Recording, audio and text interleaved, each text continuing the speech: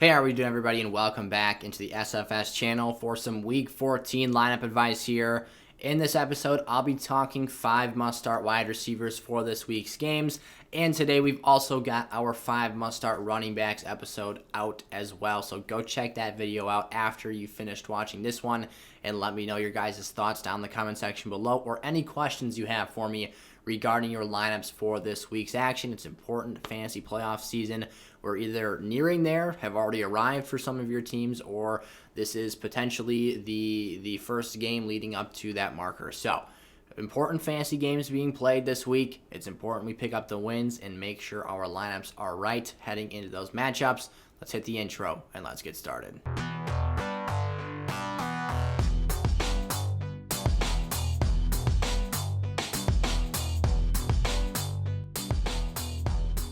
Alrighty, here we go. Today's episode is presented by ThriveFantasy.com. Check out their website or download their app on your mobile device. When you sign up for a new account and deposit between $10 and $100 using promo code SIZZLE, they'll match whatever you put into your account for using that promo code. And obviously, if you put in $100, that's $100 for free to play prop contests with on their site. I talked about this in the other episode today. If you go check out the community Discord, which is a free service here for the SFS community, you can see a section or a server on that channel. I guess it would be a channel on the Discord server where I post my prop bets for every given week on Thrive. So go check that out. I haven't made any lines yet for Thursday night this evening, which is the day this video is going out, because I want to see if those lines will adjust a little bit in my favor to make me like some of those situations a little bit better. But ThriveFantasy.com, promo code SIZZLE, that's SIZZLE. Go check them out. DJ Moore against the Atlanta Falcons is my first must-start receiver for this week. It's been an up-and-down roller coaster ride of a season for DJ Moore in 2021. There's been a variety of quarterbacks between Sam Darnold, PJ Walker, now Cam Newton in the lineup. And he's had some high highs, some low lows. He's had a really dry spout of games for, I believe it was a 6-week stretch where he didn't score above 10.5 fantasy points in half PPR scoring. We've been all over the map this season, but heading down the stretch, I like what I'm seeing from not only DJ, but also Cam Newton as it relates to DJ Moore in particular. Now, the last time we saw Cam Newton ahead of the bye week, so the Panthers are coming off of a bye week here in Week 14, Cam Newton was abysmal against the Miami Dolphins. He didn't even throw for 100 yards passing. He got benched, had multiple turnovers.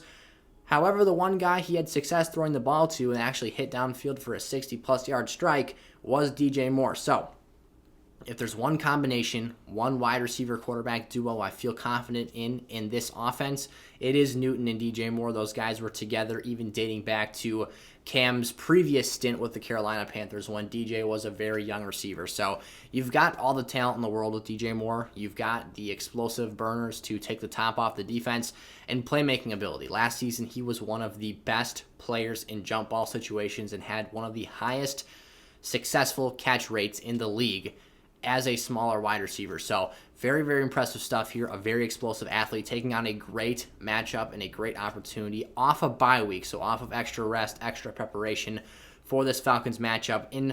To kind of put into perspective what I love so much about this matchup, the Falcons are one of the league's worst secondaries. Now, A.J. Terrell is having one of his best seasons as a young player.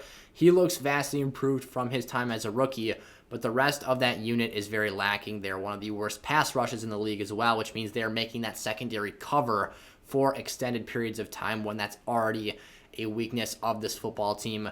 You saw it last week. Tom Brady dropped back and passed the ball 51 times. Now, I'm not expecting that from Cam Newton. I don't think that in any situation, in any stage of Cam's career, it would be intelligent to drop him back intentionally 50-plus times. But the Buccaneers realize that the weakness and the exploitable part of this team is to pass the ball over and over and over again.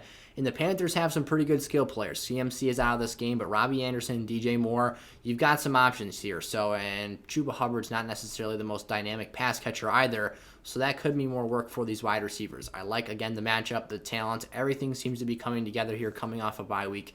This is one I feel very comfortable with here in Week 14. All right, here, I had to make a quick cut. I don't know if you guys saw. You can rewind and see the quick, second-long split of me having Mike Williams in today's episode. When I prepared this video, I was all over Mike Williams because of the fact that Keenan Allen had landed on the COVID reserve list, and it looked like Mike Williams was going to have himself the true number one position in this offense for this week's matchup. And then about 5 minutes before I sat down to record today's episode, Mike Williams and Chris Harris Jr. for the Chargers also land on the COVID reserve list. So obviously I can't put him on there now because he's probably not going to play. It would be a very impressive feat for him to, if he's a vaccinated player, have 2 negative tests in the next 3-4 days and clear that protocol. So we'll see what happens. We've got a very interesting fantasy development there in Los Angeles for Week 14. It could be potentially a just massive Austin Eckler game if he's the focal point of both their rushing and receiving games. So keep an eye on that. But Hunter Renfrow here does replace his spot, taking on the Kansas City Chiefs this week. I really like the opportunity for Renfrow to continue this hot streak he's been on for the last 2 weeks in particular, but in 4 of his last 5 contests, he's put up a very, very impressive stat line.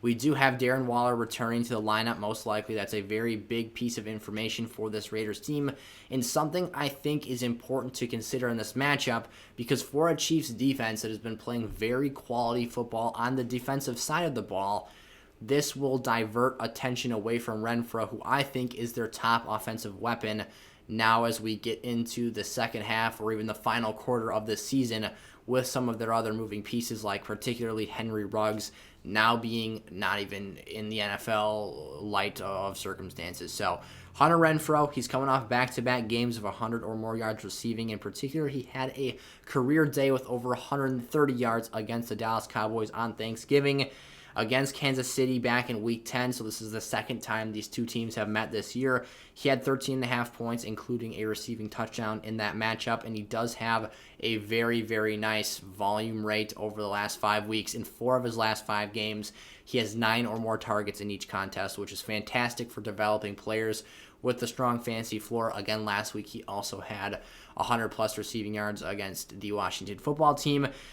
I've said this once already this season, not comparing or saying that Hunter Renfrow is Cooper Kupp, but they play very, very similarly in terms of their route running techniques and styles, and they work together this offseason during LA and Las Vegas joint practices to kind of trade off on some of their tools and techniques. This is a very talented, very underrated player. He's not the flashiest guy in the world. He's not a burner. He's actually quite slow as it relates to being a fancy wide receiver, or an NFL wide receiver, that is, but he's a slot asset that can get open, create space from defensive backs, and run some really, really nasty routes and get open. And again, in an offense with Darren Waller returning, this is his first week back since that Thanksgiving Day injury, you're looking at him being by far the most reliable target on a level of the offense that isn't stretching the field. You have Deshaun Jackson, you have Bryan Edwards, but those guys are more used for jump ball situations, and in particular, D-Jax is trying to stretch the field and create an opportunity for Derek Carr to get some quick, explosive plays. So Renfrow does something for this offense that nobody else on this football team does. That's another thing that makes his situation for a fantasy perspective a lot more valuable, in particular this week.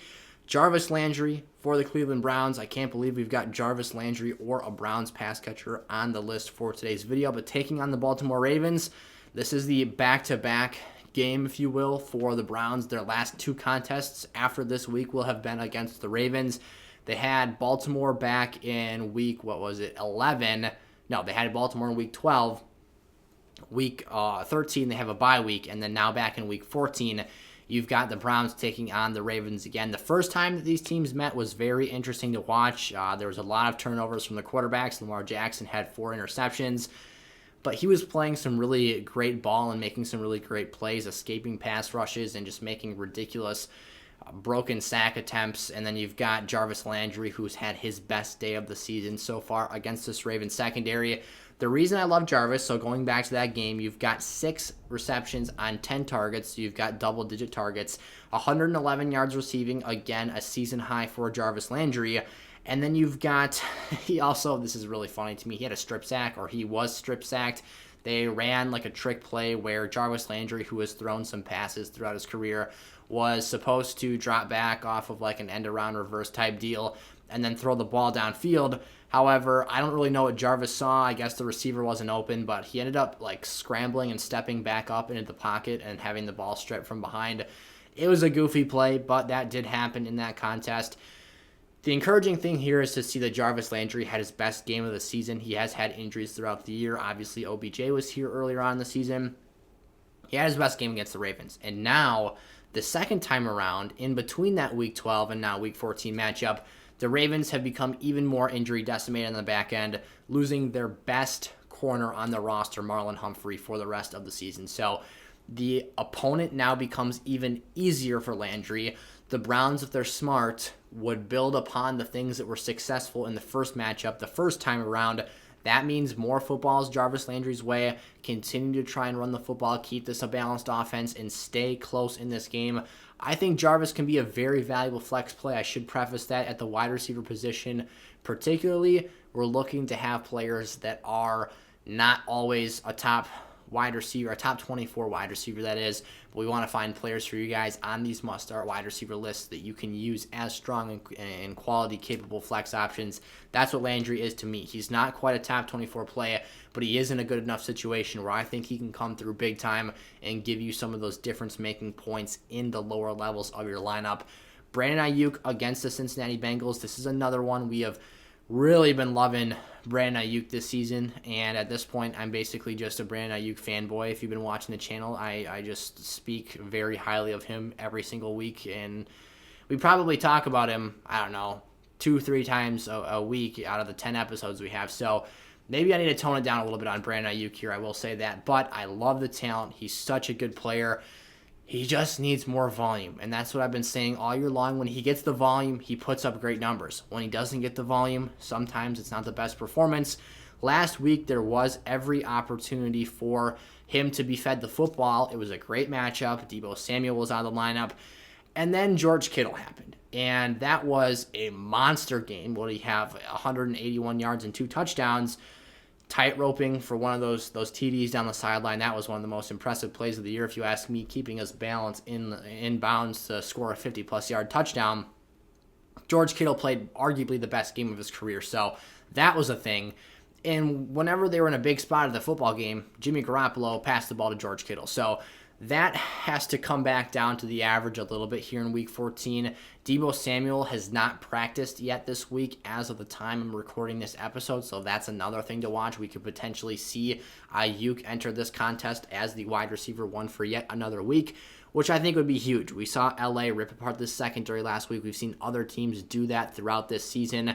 I'm not going to compare Brandon Aiyuk to Devontae Adams, but Devontae Adams did have a 200-yard game against this defense. This is a team that's really eroded on all phases of the defensive side of the football, whether it was the rushing defense, which was really strong for the first quarter of the season. Now the back end is starting to give up some bigger plays here.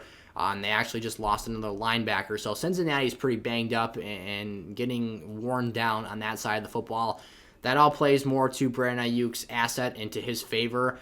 Again, if Deebo's not out there, he walks in and enters this contest as the team's number 1 receiving option. Of course, George Kittle is there at the tight end position as well, which technically George Kittle is still a notch above a Brandon Aiyuk, but Aiyuk is a very quality player, a very capable player. He separates great from defensive backs, and this is a matchup where, again, at that flex level, this could be a high upside piece that makes a difference in lineups for Week 14. And then finally, Odell Beckham Jr. of the Los Angeles Rams taking on the Arizona Cardinals. I talked a little bit earlier this week about how big of a contest this is for Odell and the rest of the way for the year, at least in terms of how I assess him on a week-to-week basis and how I approach OBJ in my rankings per se in every week, because we've got fantasy playoffs the next 3-4 weeks here on the channel. And this is a big one for me. And I think that Odell will step up to the plate. I think he'll put up the numbers I'm looking for out of him this week. But I'll be watching the Rams very closely to see if my expectation turns into a reality, and that's how Odell is used down the stretch. They need him, and that is not something that is an overstatement. The Rams need Odell Beckham Jr. to be a productive wide receiver, because right now they've got Cooper Kupp absolutely dominating, but when they get down the stretch of the year and are playing these big-time games, teams can focus in on Cooper Kupp and take him away from Matt Stafford, or at least try to. I understand that's probably easier said than done, but they need another number 2 option in this offense. They need someone else to step up and to be a consistent playmaker for this offense. They haven't, or at least Darrell Henderson is not at 100% health. He was active last week but didn't play. You've got that issue. The Rams need Odell to make plays for them. He has the last 2 weeks, back-to-back games with a touchdown. He had a great game against Green Bay. And, of course, last week was a bit quieter, but they did win by a margin of 30 points. So, in this game that I expect to have a tight game script, I expect the Cardinals and the Rams to play a very close, tight, nip-and-tuck football game. I think we're going to see how the Rams really want to use, how they intend to use OBJ the rest of the season. And if he's given the opportunities, I want to see him capitalize on those opportunities and turn that into fantasy point production, because the Cardinals are the number 1 seed right now in the NFC. This is a huge game for both teams. In division matchups here for these two football teams, there's a lot at stake. And in a game where there's a lot at stake, I expect their players to have to step up and play their best games of the season on each side of this contest. And for Odell, who's new to this team, that means a lot. And in fantasy, for obviously our purposes here, that's going to show us a lot to how we should value him as a playoff asset down the stretch of the season. So I love his upside this week. We've seen him make some plays over the last couple of games now.